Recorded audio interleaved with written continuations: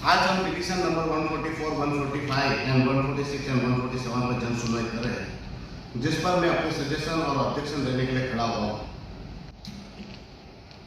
मैं हर बार एक बात कहता हूँ, जब से टोरेंट आया, इनकी बिजली की सप्लाई की जो क्षमता है वो यहीं से शुरू होती है और यहीं पे पता चल जाता है। हम जिस सभागार में है, ये आपकी भी शायद तीसरी जन सुनवाई होगी और आपने, मैं 2 बार बोल चुका हूँ, आज भी बोलना चाहता हूँ, ये हॉल में जो बिजली की सप्लाई है वो फिर से जनरेटर से। मतलब ये कहना चाहता हूँ कि टोरेंट पावर आज 3 साल हो गए, मगर अपनी जन सुनवाई तक में वो लाइट की बिजली की आपूर्ति नहीं कर सकता। वो क्या हमारे प्रदेश के लोगों की बिजली की आपूर्ति की संभालेगा? ये है हमारी टोरेंट पावर के देने के बाद की स्थिति, यहां से ही पता चलती है। साथ में मैं कहना चाहता हूं, इस बार मैं कमीशन से भी बड़ा दुखी और पीड़ित हुआ हूं। मैं लगभग 20 साल से हर एक जन सुनवाई में आया। कोरोना के काल में भी जब भी जन सुनवाई हुई, मैंने कमीशन की जन सुनवाई में पार्ट किया, क्योंकि मैं जानता हूं कि यही एक मौका होता है जब हमें हमारे जितनी भी शिकायतें हैं और जितनी भी मनमानियां हैं विभाग की, उसकी बात हम इस मंच पर कर सकेंगे। ये मैं पहली बार देख रहा हूं मेरे लाइफ में कि जन सुनवाई कराने के लिए भी हमें गिड़गिड़ाना पड़ रहा है। मैंने मेरी जिंदगी के कैरियर में कभी नहीं देखा कि मार्च से पहले कभी जन सुनवाई नहीं होगी।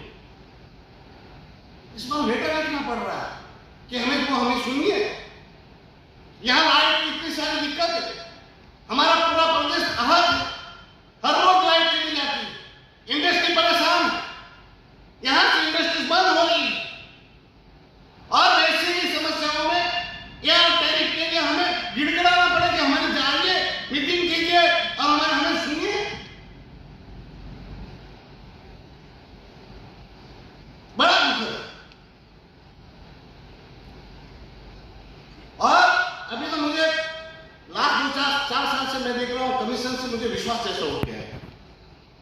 पहले वक्त था जब कमीशन हमारे हक और अधिकार की बात सुनता था और हमारे कंज्यूमरों के पास एक ही मौका होता है, कंज्यूमर किससे विश्वास करे, किस पे आशा रखे? तो कंज्यूमर सिर्फ कमीशन पर आशा रखता है कि हमारी जो बातें हैं, हमारी जो पीड़ा है, हमारी जो समस्या है, वो कमीशन में हम रखेंगे और कमीशन हमारी बात को सुनेगा। और पहले सुना जाता था और उस समस्या का समाधान कमीशन करता। मैंने जब बात की, मुझे बहुत दुख हुआ जब मैंने सवाल सुना कि जवाब मुझे मिला, सर ये ऑनलाइन क्यों हो रहा है, फिजिकल ऑफलाइन क्यों नहीं हो रहा? तो कहा गया मुझे कि हमें बहुत सारी दौड़ना पड़ रहा है, तो हमें जो है वो ऑनलाइन कर रहे हैं। साल में क्या 12 महीने की जन सुनवाई होती है? साल में एक ही बार तो जन सुनवाई होती है और वैसे में भी हमें मौका नहीं मिलेगा तो हम कहाँ बात करेंगे? ऑनलाइन करें सब बात।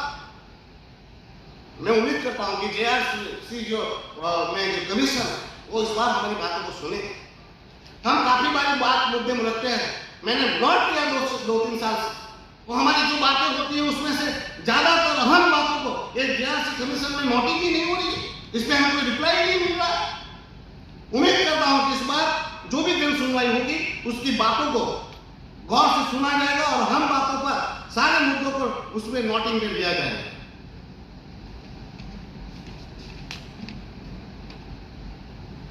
अभी प्रेजेंटेशन हुआ, भाई साहब कह रहे थे कि ब्रीफ में हम करेंगे। क्यों ब्रीफ में करेंगे भाई?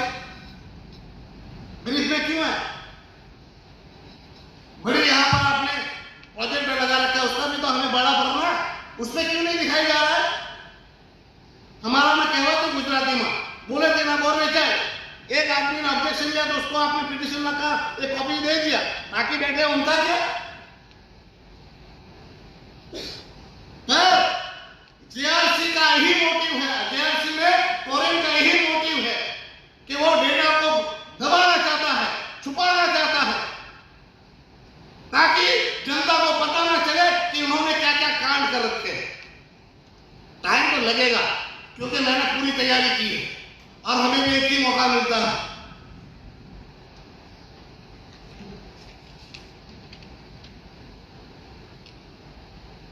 ये पूरी पिटीशन पढ़ने के बाद हम पूरी तरह से कंफ्यूज हैं। टोरंट पावर द्वारा संचालित विद्युत विभाग फायदे में है या नुकसान में है, ये समझ में नहीं आ रहा। ये सारी पिटीशन लोगों को गुमराह की जा रही है। मैं और इस पिटीशन को देख के कह सकता हूं, इसमें कोई स्पष्टीकरण नहीं है। पूरा स्पष्टीकरण का भाव पिटीशन में छुपाई गई है।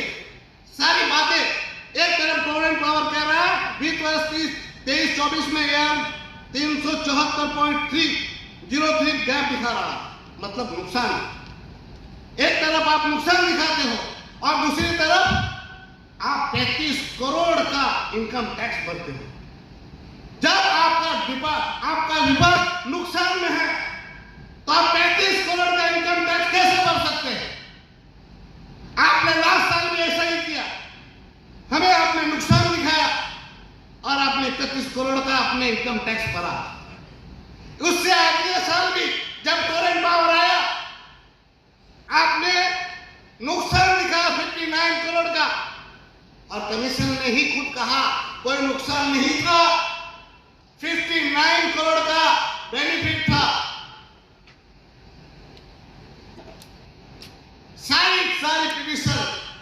सारी पिटीशन में एक करके डेटा को ढूंढना पड़ता और सारी बातों को छुपाया जाता। हम पार्टिसिपेट की कमी क्यों कह रहे हैं? क्योंकि सिंपल बैलेंस शीट भी नहीं है जिससे कम से कम हमें पता तो चले कि फायदे में है या नुकसान में है। बैलेंस शीट भी आपने नहीं रखी।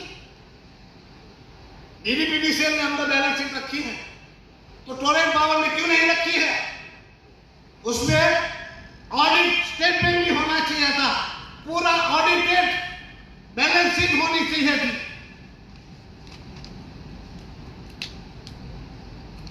हम तो मांग करते हैं profit and loss audit statement सार्वजनिक किया जाए, क्योंकि हमने देखा है डीएनएच डीडीपीसीएल ने पूरा फाइनेंशियल ईयर में 23-24 में 8 करोड़ 28 लाख रुपए celebration expenses. Torrent Power DDPDCL 8 crore 28 lakh का खर्चा किया है। किसमें?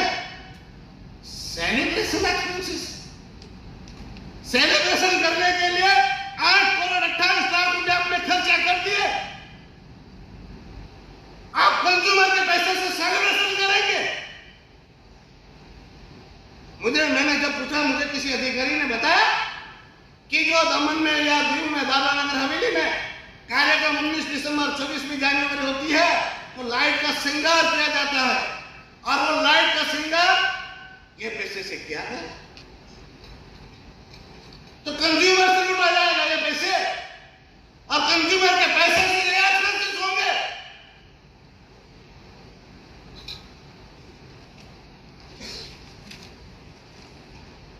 मैं दादरा नगर हवेली और दमन दीव के पावर कॉर्पोरेशन लिमिटेड डीडीपीएसएल द्वारा दिए गए पत्र देखी, उसमें मैंने ये बात देखी। मैं ये जानकारी आश्चर्य में होता हूँ। एक सरकारी स्वामित्व वाली कंपनी एक साल में सेलिब्रेशन का खर्चा 8 करोड़ करे, अधिक कर सकती है क्या? 8 करोड़ से अधिक कर सकती है? मैं सबसे पहले ये जानना चाहूंगा कि किस प्रावधान के तहत एक सरकारी कंपनी को उत्सव के मद में खर्च करने की अनुमति दी है, और वह भी 8 करोड़ रुपए से अधिक की राशि। इसके अलावा मैं हर एक गतिविधि के बारे में जानना चाहूंगा जिसके तहत वित्तीय वर्ष 24-25 में उत्सव के खर्चों के लिए एक पैसा खर्च किया गया है, उसकी पूरी सूची प्रदान करें, पूरे खर्च के विवरण के साथ। अब मैं कमीशन से यह भी पूछना चाहूंगा कि वित्त वर्ष 21-22 में टोरंट पावर ने 28.62 करोड़ के फायदे को नुकसान दिखाकर हमसे जो 87.92 करोड़ से रुपया से ज्यादा का लूट किया था, वो वापस कंज्यूमर को लौटाए गए या नहीं। और इस पिटीशन में भी इस पैसे का कोई जिक्र नहीं है। इस पर कमीशन जवाब मांगे कि क्यों ये पैसे कंज्यूमर को लौटाए नहीं गए, और लौटाए गए तो कैसे लौटाए गए, उसका पूरा विवरण हमें दिया जाए। वित्त वर्ष 23-24 के लिए एआर में 6083.66 करोड़ रुपए थी, जबकि उसी वर्ष के दौरान जुटाया गया एक्चुअल रेवेन्यू 5,709.62 करोड़ रुपए था, जो 374.03 करोड़ रुपए का अंतर दर्शाता है। ऐसा क्यों है? अंतर वर्षों से बढ़ रहा है। ये अंतर वित्त वर्ष 22-23 में 116.54 करोड़ था, आज 350 करोड़। वित्त वर्ष 29-30 तक बहुवर्षीय अनुमानों में यह कमी अधिकांश वर्षों में जारी रहने का अनुमान है, जिसमें वित्त वर्ष 26-27 में 104.36 करोड़ रुपए, वित्त वर्ष 2017 की रणनीति बनानी चाहिए और आप बना रहे 2.99, हर साल 3% के आसपास का पावर लॉस होगा। ये क्या चल रहा है? मतलब एक मेथड बना दो, एक टाइप करके रख लो।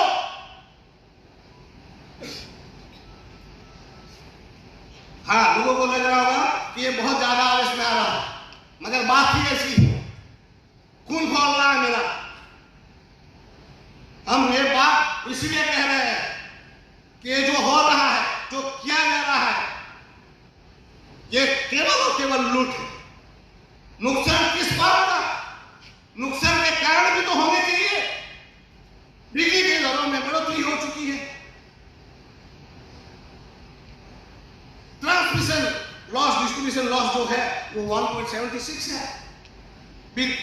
FPPCA charges, fix charges, regulatory charges जैसे तमाम चार्जेस हमसे वसूले जाते हैं। साथ हमारे दमन दीव में तो बिजली उत्पादित होती है, फिर भी नुकसान।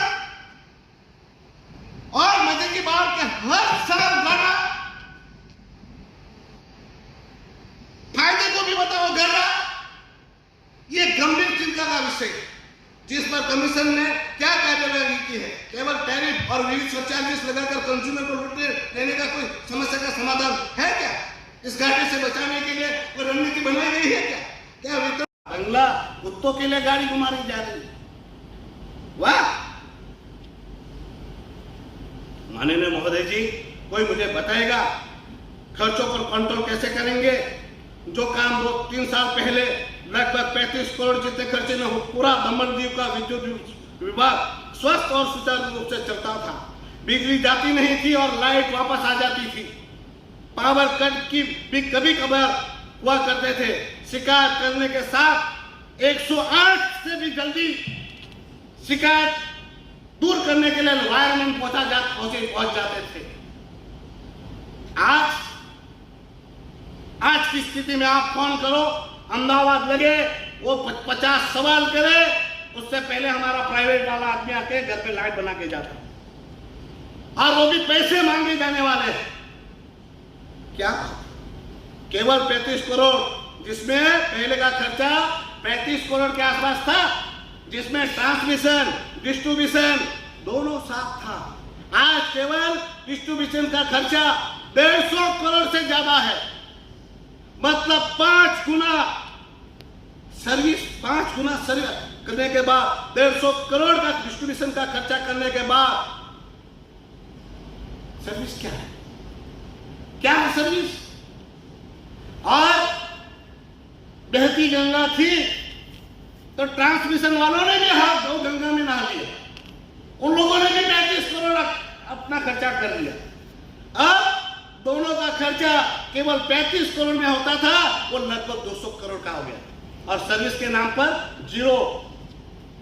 200 करोड़ का खर्चा करो, और सर्विस के नाम पर राम तेरी गंगा में भी।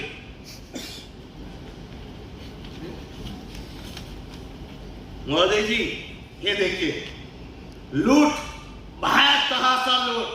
अब 35 करोड़ का खर्चा बढ़ाकर 200 करोड़ होने के बावजूद हमें क्यों नहीं मिल पा रही सर्विस? उसका नमूना देखिए। Form number F18B page number 160 का टेबल देखिए, जिसमें 6 पोस्टें हैं। एक GM एंड अबव, दूसरी मैनेजर एंड SGM, तीसरी AM एग्जीक्यूटिव एंड ट्रेनिंग, चौथा स्टाफ रेगुलर, 5वां स्टाफ कॉन्ट्रैक्चुअल और 6 स्टाफ NM।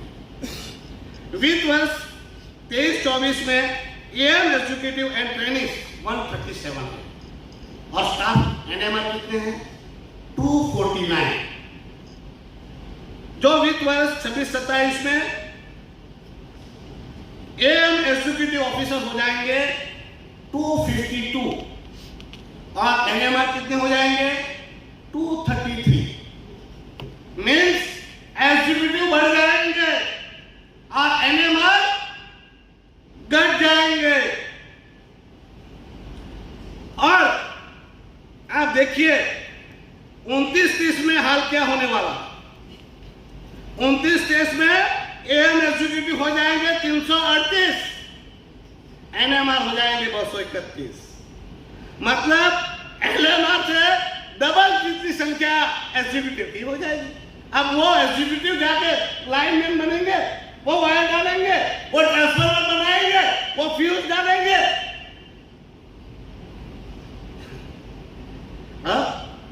जो NMR 15-20 हजार 25 हजार में काम करता है उसकी जगह लाखों रुपए वाले एग्जीक्यूटिव काम करेंगे सब। और एग्जीक्यूटिव के लिए फिर गाड़ी, घर, नौकर, चाकर, वेरी गुड। और मजे की बात आगे देखिए 29-30 में 5 GM होंगे, 5 GM, 39 मैनेजर होंगे 39 और AM एग्जीक्यूटिव 338 होंगे। मतलब हर गांव में 5-5, 10-10, 5 GM, 39 मैनेजर, मतलब 382 अधिकारी होंगे और स्टाफ होगा 231 NMR वायरमैन होगा 231। अब 382 अधिकारियों के लाखों का पगार, गाड़ी, बंगले, नौकर, चाकर और अलाउंसेस जैसे खर्चे, उसमें वापस कंसल्टेंट मस्त मस्त। अब जो है वो 35 करोड़ रहेंगे। इंडस्ट्रीज इंटरनेशनल मार्केट में भी जिस प्रकार से कंपटीशन बढ़ा, उस कंपटीशन में हमारी इंडस्ट्रीज को सर्वाइव करना बहुत मुश्किल हो रहा है। ऐसे में हमारे दमन में सिर्फ इंडस्ट्रीज को बिजली का ही सहारा है। आज दमन में अगर इंडस्ट्रीज टिकी हुई है, दादरा नगर हवेली में टिकी हुई है, तो केवल इंडस्ट्रीज लाइट की वजह से टिकी है। यहाँ थोड़े रियायती थी जो 2-4 साल में तो समाप्त हो चुकी है।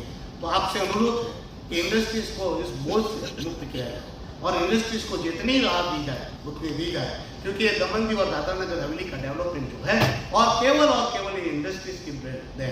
आज इंडस्ट्रीज है तो हमारा प्रदेश का अस्तित्व है। तो इंडस्ट्रीज को बचाना बहुत जरूरी है।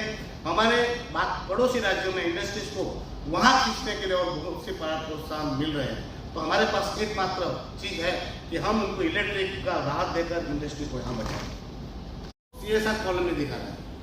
अब ये पूछना चाहता है ये काहे का खर्चा, उसमें कोई है ही नहीं, किस चीज के लिए किया गया, कोई बाइफिकेशन है ही नहीं। मैं जानना चाहूंगा इस राशि का कितना हिस्सा CSR गतिविधि में खर्च किया गया और CSR पर खर्च किया गया राशि के अब तक क्या क्या गतिविधि की गई। इन सभी गतिविधियों की सूची ने कहाँ उपयोग किया वो भी बताया। मैं ये भी पूछना चाहूंगा कि क्या किसी संगठन के बिना किसी एजेंसी की मदद से CSR राशि खर्च करने की अनुमति है? यदि हाँ तो किस रेगुलेशन के तहत इसका विवरण सजा करें। मैं DNH PDCL में आग्रह करूंगा वह इस निर्णय पर पुनर्विचार करें और दिन में सभी घंटों के दौरान समान प्रोत्साहन प्रदान करें। मैं ये भी प्रस्ताव करना चाहूंगा कि कृषि क्षेत्र के लिए बिजली मुफ्त दी जाए, क्योंकि दमन दीव में है कहाँ खेती और रेयर खेती का है और उस खेती में भी आप बिजली का दाम बढ़ाओगे। और यहाँ पर भाई साहब कह रहे थे कि बिजली के दामों में ये था तो हमने ये किया। आप कितना है बिजली में, आप खेती में कितना दे रहे हो? या प्रोत्साहन देना चाहिए खेती के लिए और फ्री में बिजली देनी चाहिए खेती के लिए। तो मैं मांग करता हूं कि दमन जी के लिए खेती की बिजली के लिए फ्री की जाए। मैं प्रस्ताव करना चाहूंगा घरेलू उपभोक्ताओं के लिए प्रथम 200 यूनिट बिजली मुफ्त दी जानी चाहिए। मैं केंद्र शासित प्रदेश में कई घरेलू उपभोक्ता डोमेस्टिक कंज्यूमर की आर्थिक स्थिति को ध्यान में रखते हुए घरेलू उपभोक्ताओं के लिए बिजली शुल्क और किफायती बनाने की मांग करता हूँ। कॉमर्शियल उपभोक्ताओं के लिए बिजली शुल्क पहले से ही बहुत अधिक है जो विभिन्न उद्योग पर बोझ डालता है, इसलिए मैं सस्ती भी कीमत पर उपलब्ध कराने की बात कहता हूँ। मुझे पता चला है और मुझे पता भी है हमारे यहाँ इंडस्ट्रियल लेबरों के लिए हम लोगों ने चौल बनाई, पर एक ही मीटर उसको दिया जाता, दूसरा मीटर देते नहीं। हर हाउस को, मकान को आपने जब नंबर दिया, सबका नंबर है, हर से हर घर का टैक्स लिया जाता है, तो फिर सबको मीटर देने में तकलीफ क्या है? ये भी बड़ा एक बवंडर है। मैं कहना चाहता हूं कैसे, तो जो पहला स्टेप है वहां पर बिजली के दाम कम है। अगर 10 रूम है उसमें एक ही मीटर है, अगर सबका 100 यूनिट आता हो तो एक रुपया 20 पैसा, 100 रुपये 50 पैसा होगा। मगर आप सोचो 10 बिल का 10 का 7 कर दो तो 500 हो जाएंगे, तो डायरेक्ट बिल कहाँ चला जाएगा? तीसरे स्लैब पे चला जाएगा। तो आप हर एक मकान को मीटर क्यों नहीं दे रहे? सर एक और हैरत करने वाली बात, जो जीआरसी कमीशन की गाइडलाइन में नहीं, इलेक्ट्रिक की गाइडलाइन में नहीं, नए कनेक्शन के लिए इन्होंने नए नियम लाए। ऑक्यूपेंसी सर्टिफिकेट, ऑक्यूपेंसी कहां से लाएंगे और क्या जरूरत है? अगर मेरा झोपड़ा है तो मैं ऑक्यूपेंसी कहां से लाऊं? इस पे गाइडलाइन में है ही नहीं। मतलब नए नियम लाके कंज्यूमरों को परेशान किया जाता है ताकि वो एजेंट को पैसा दे। एजेंट को पैसा दिलाने के लिए, अधिकारियों की साठगांठ के लिए ये जानबूझकर ऐसा करते हैं ताकि वो गरीब लाचार बेबस 500-1000 रुपया दे और उनसे कनेक्शन ले। तो दमन दीव दादरा नगर हवेली को तुरंत पावर की से मुक्ति दिलाई। धन्यवाद। तो हमारे माननीय सांसद श्री ने दे दिए हैं, लेकिन मैं कुछ मुख्य सुझाव जो दे रहा हूँ वो इस प्रकार है। जैसे कि रेगुलेटरी सरचार्ज बहुत अधिक है, रेगुलेटरी सरचार्ज को कम किया जाए। वर्ष 2025-26 के प्रस्तावित 7.05% और 2026-27 में 2.21% का रेगुलेटरी सरचार्ज आम लोगों पर अतिरिक्त बोझ डालता है। मेरा सुझाव यह है कि इस सरचार्ज को 5 वर्षों में समान रूप से वसूला जाए और बीपीएल, किसान और घरेलू उपभोक्ता जो है उनको इससे मुक्त किया जाए। दूसरा, फिक्स चार्ज में राहत दी जाए। हर वर्ग पर 10 रुपये से लेकर 135 रुपये तक के फिक्स चार्ज लगाए गए हैं। छोटे छोटे उपभोक्ता जिनका बिल 100 रुपये से भी कम आता है उनके ऊपर भी ये फिक्स चार्ज लगता है। मेरा सुझाव ये है कि फिक्स चार्ज को उपयोग आधारित या न्यूनतम यूनिट खपत से जोड़ा जाए। आज इस ईयर में जैसा कि मालूम होगा कि दमन एक छोटा फैक्ट्री है, इसमें अप्रोक्स 3000 इंडस्ट्री है और आज के डेट में एक छोटा सा प्रदेश करीब इंडिया के 90% स्टेट के इक्विवेलेंट 90% स्टेट से ज़्यादा रेवेन्यू एम्प्लॉयमेंट दे रहे हैं दमन यूनिट के।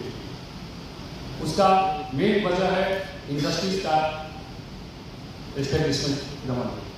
और यहाँ पर इंडस्ट्री जो आई थी 90 के दशक में जो आई थी, जो इंसेंटिव वगैरह जो मिला था दमन सिलवासा में, तो सारी चीज़ें चली गई। इंडस्ट्री जो भी इंसेंटिव था खत्म हो गया। ओनली सर पावर यहाँ पर अवेलेबल है और उस समय पावर काफ़ी चीप था। नो डाउट आज के डेट में भी कंपेयर टू अदर स्टेट ठीक है, बहुत ज़्यादा तो नहीं है, बट मैं चाहता हूँ कि ये जो है इससे ज़्यादा इंक्रीज नहीं हो। आज यहाँ पर फिक्स 2-3-4 पॉइंट है, वो केवल आपके सामने प्रेजेंट करना चाहूँगा। Fix charges very high compare to other level जो स्टेट है, उसको ध्यान में रखते हुए उसको जो है हमारे समझ से रिड्यूस करनी चाहिए फिक्स चार्जेज कंपनी के इंडस्ट्री के सर्वाइवल के लिए। दूसरा, no calculation of power purchase, जैसा कि बहुत सारे प्रवक्ता बताया ने और उन्होंने सिलवासा के जो थे उन्होंने बताया कि जो पावर परचेज है उसका किस कैलकुलेशन जो है आई थिंक वेबसाइट के ऊपर आइडेंटिटी होनी चाहिए। तीसरा, एक PPA fuel and power purchase price adjustment, no transparency. हमारे समझ से इसके लिए एक कमेटी का कंस्टिट्यूट होनी चाहिए। उसमें जैसा कि अभी मैंने बताया कि बॉम्बे से 2 डायरेक्टर हैं, तो आई थिंक हमारे समझ से उसके जगह पर सिलवासा और दमन से के इंडस्ट्री का जो हेड है, एरिया प्रमुख या फेडरेशन में जो है उसको इंक्लूड करनी चाहिए। तो आई थिंक हमारे समझ से कि डायरेक्टली ट्रांसपेरेंसी यहाँ पर आएगी, क्या हो रहा है क्या नहीं हो रहा है। चौथा, एक पहले भी बोला गया है कि सिलवासा में गुजरात में 150 किलोवाट को जो है 80 में कंसीडर किया गया है। तो हमारे समझ से दमन में भी सिलवासा में भी जो है 150 किलो को 80 में कंसीडर किया जाएगा। तो छोटी मोटी जितनी भी इंडस्ट्री है उसको काफ़ी बहुत बड़ी राहत मिल जाएगी, क्योंकि HST में जाने के बाद ट्रांसफार्मर में खाली बहुत सारी चार्जेज जो हिलिंग होती है 15-20 लाख जो है कोई छोटी इंडस्ट्री नहीं लगाने की पोजिशन है। तो आई थिंक इसको इमीडिएट रिएक्शन 150 के लिए को 80 में कंसीडर करनी चाहिए। और बहुत सारी चीज़ें रेवेन्यू जैसा बताया, लॉस प्रॉफिट वगैरह, नो डाउट मैं भी 32 ईयर से दमन में हूँ, इंडस्ट्री चला रहा हूँ। और गवर्नमेंट का जो पहले जो है मैं इतना लॉसेज नहीं देते थे, एवरीथिंग सारी चीज़ें जो है स्मूथली चलती थी और ऑलवेज जो है सरप्लस में चलता था। लेकिन अभी कंटिन्यूअस लॉस में चल रही है, तो उसके ऊपर भी थोड़ा ध्यान में देखने की जरूरत है, माइक्रो लेवल पर जाने की जरूरत है। 2-3 चीज़ जैसा भी उन्होंने प्रेजेंटेशन दिया, नेक्स्ट 3 ईयर जो है हमारे समझ से प्रपोज किया है या जो भी हो, अगर वो कंटिन्यू 3 ईयर नहीं बढ़ती है पावर, तो इंडस्ट्री के लिए जो है मैं उसको वेलकम करना चाहूँगा। अगर 3 ईयर नहीं बढ़ती है, आपसे भी सर रिक्वेस्ट करूँगा ये नेक्स्ट 3 ईयर जो है हमारे जो अभी टैरिफ है उसको कंटिन्यू रखा जाए, उसमें पैसा का बढ़ोतरी नहीं हो। तो उसके बारे में कोई हमें बताया कौन से आपके माध्यम से पूछना चाहते हैं सर, तो उसके बारे में डिटेल बताया सर। एडिशनल सिक्योरिटी डिपॉजिट्स क्या है जो लाइटिंग के पैरेलल में कॉर्नर पे राइट हैंड साइड पे लिखा हुआ आता है? हर महीने थोड़ी चार्ज होता है। सॉरी हर महीने थोड़ी चार्ज होता है। सर ये हमारे मैंने 24 मई 2022 को भरा था, उसके बाद से कंटिन्यू मेरे दिन पे वापस आ रहा है। तब मैंने अमाउंट भरी थी 24 से 41 2441, ये रहा उसका ऑनलाइन एडिशनल सिक्योरिटी डिपॉजिट तो आपने एक बार पे किया होगा सर, उसके बाद वापस मांग रहे हैं। पहले डिपॉजिट सिक्योरिटी डिपॉजिट है, एडिशनल सिक्योरिटी डिपॉजिट है।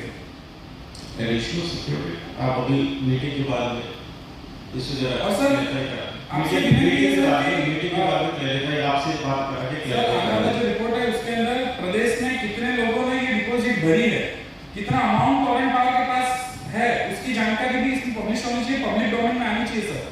क्योंकि अगर केवल 10,000 या 50,000 मीटर में भी काउंट करें तो ये 16 करोड़ के आसपास जा रहा है सर सालाना।